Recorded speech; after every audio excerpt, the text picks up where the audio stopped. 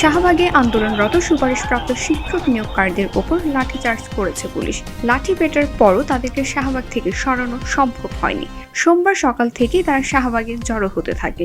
ঢাকা ও চট্টগ্রাম বিভাগে সুপারিশপ্রাপ্ত ৬,৫৫১ জন সরকারি প্রাথমিক শিক্ষক নিয়োগ বাতিল করার পর থেকেই তারা নানা রকম কর্মসূচি দিয়ে যাচ্ছে।